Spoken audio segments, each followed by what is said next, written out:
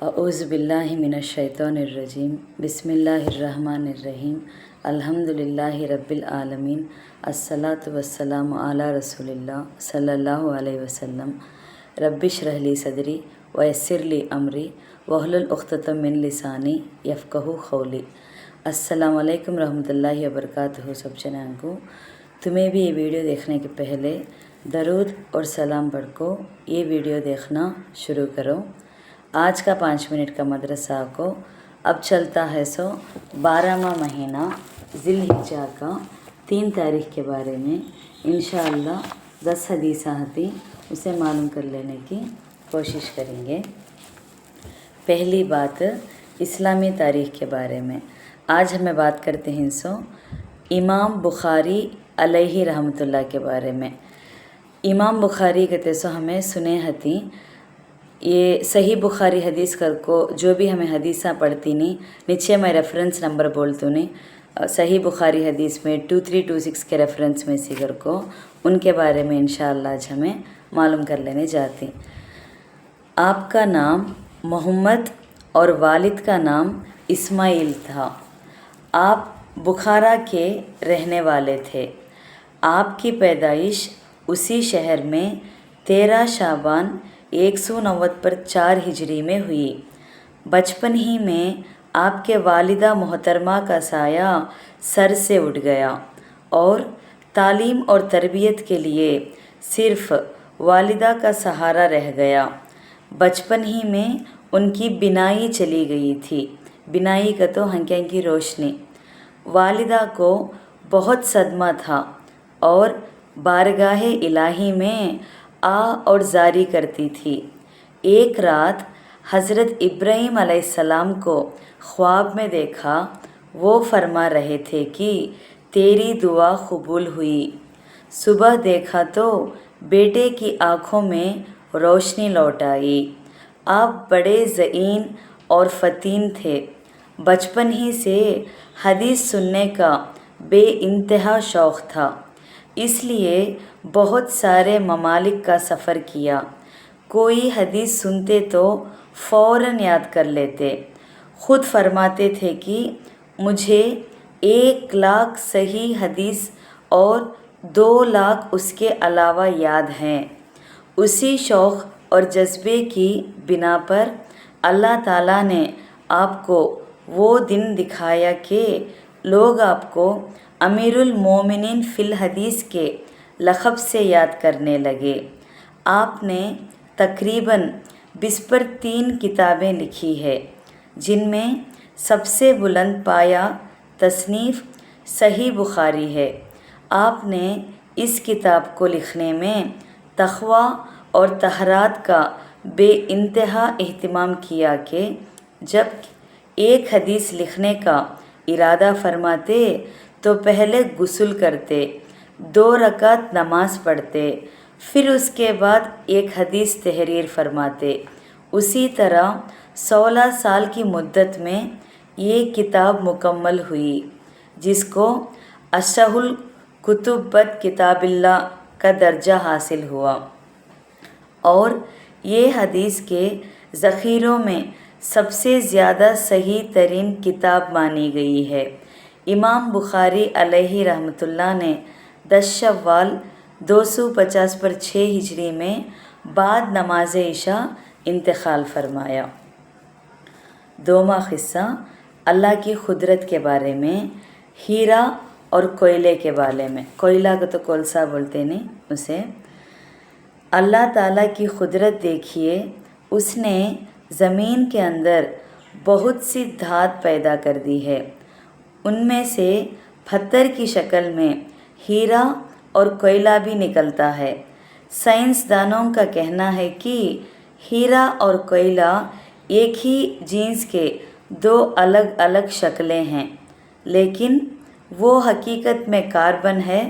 वो कौन सी जात है जो कार्बन जैसी चीज़ को कभी हीरे की शक्ल देकर रोशन और चमकदार बना देती है और कभी कोयले की शक्ल देकर उसे सिया का तो काला और बदसूरत बना देती है। यकीनन अल्लाह की ज़ात है جو ایک جیسی کی چیزوں کو الگ شکلوں میں تبدیل کر دیتی ہے۔ 3واں قصہ ایک فرض کے بارے میں، اللہ تعالیٰ پر بھروسہ۔ قرآن کریم میں ہے، اپنا بھروسہ صرف اللہ پر رکھو اگر تم واقعی صاحب ایمان ہو۔ سورہ مائدہ میں 23واں آیات میں ہے سب باتیں۔ اس میں کیا خلاصہ کرتی ہیں گا تو توکل یہ ہے کہ ہر معاملے میں یہ سمجھ کے کرنے دھرنے والی ذات اللہ ہی کی ہے، اور اپنے کو ہر معاملے میں اس کا محتاج سمجھے۔ یہ توکل ہر معاملے میں فرض ہے۔ توکل کا تو بھروسہ ہر معاملے میں رکھنا ہمیں انشاءاللہ۔ 4واں قصہ ایک سنت کے بارے میں، نکاح کا اعلان کرنے کے بارے میں۔ رسول اللہ صلی اللہ علیہ وسلم نے ارشاد فرمایا، نکاح کا اعلان کیا کرو تاکہ لوگوں کو نکاح کی اطلاع ہو جائے۔ اطلاع ہو جانا کو تو انفارمیشن ملنے کے واسطے نکاح کا اعلان کر لینا۔ مسند احمد 16130 عبداللہ بن زبیر رضی اللہ عنہ کے ریفرنس میں سے۔ 5واں قصہ ایک اہم عمل کی فضیلت کے بارے میں، خانہ کعبہ کو دیکھ کر دعا مانگنے کے بارے میں۔ رسول اللہ صلی اللہ علیہ وسلم نے فرمایا، 4 موقعوں پر آسمان کے دروازے کھول دیے جاتے ہیں اور دعا قبول ہوتی ہے۔ ان میں سے ایک کعبہ شریف پر نظر پڑتے وقت دعا کرنا ہے۔ سنن کبریٰ بیہقی 6691 ابو امامہ رضی اللہ عنہ کے ریفرنس میں سے۔ اس میں کیا خلاصہ کرتے ہیں گا تو سب سے پہلے کعبے پر جہاں سے نظر پڑ جائے ہاتھ اٹھائے، پھر دعا مانگے، کیونکہ یہ دعا کی قبولیت کا خاص وقت ہے۔ 6واں قصہ ایک گناہ کے بارے میں، قرض نہ لوٹانے کی نیت سے لینا۔ رسول اللہ صلی اللہ علیہ وسلم نے فرمایا، جو شخص کسی سے قرض لے اور دل میں یہ پکا ارادہ کر رکھے کہ قرض پورا نہیں لوٹائے گا تو وہ اللہ سے ایک چور کی حالت میں ملاقات کرے گا۔ ابن ماجہ 2410 شعیب الخیر رضی اللہ عنہ کے ریفرنس میں سے، قرض نہ لوٹنے کے بارے میں یہ۔ 7واں قصہ دنیا کے بارے میں، دکھلاوے کے لیے کپڑے پہننے کے بارے میں۔ رسول اللہ صلی اللہ علیہ وسلم نے فرمایا، جو شخص دنیا میں شہرت کے لیے اچھے کپڑے پہنے گا تو اللہ تعالیٰ قیامت کے دن اسے ذلت کا لباس پہنائے گا۔ مسند احمد 5664 ابن عمر رضی اللہ عنہ کے ریفرنس میں سے۔ 8واں قصہ آخرت کے بارے میں، دوزخی خون کے آنسو روئیں گے۔ رسول اللہ صلی اللہ علیہ وسلم نے ارشاد فرمایا، لوگوں خدا کے خوف سے رویا کرو، اگر نہ رو سکو تو رونے کی شکل اختیار کرو، اس لیے کہ دوزخی دوزخ کے اندر روئیں گے اور ان کے آنسو ان کے گالوں پر اس طرح بہیں گے گویا کہ وہ نالیاں ہیں، پھر آنسو ختم ہو جائیں گے اور خون جاری ہوگا اور آنکھوں کو زخمی کر دے گا۔ اگر ان کے آنسوؤں میں کشتی چلائی جائے تو چل جائے۔ شرح السنہ 448 انس بن مالک رضی اللہ عنہ کے ریفرنس میں سے۔ 9واں قصہ طب نبوی سے علاج کے بارے میں، جادو وغیرہ سے بچنے کے لیے دعا کے بارے میں۔ حضرت کعب احبار علیہ رحمۃ اللہ فرماتے ہیں کہ اگر میں یہ دعا نہ پڑھتا تو یہودی مجھے گدھا بنا دیتا۔ وہ دعا کون سی گا؟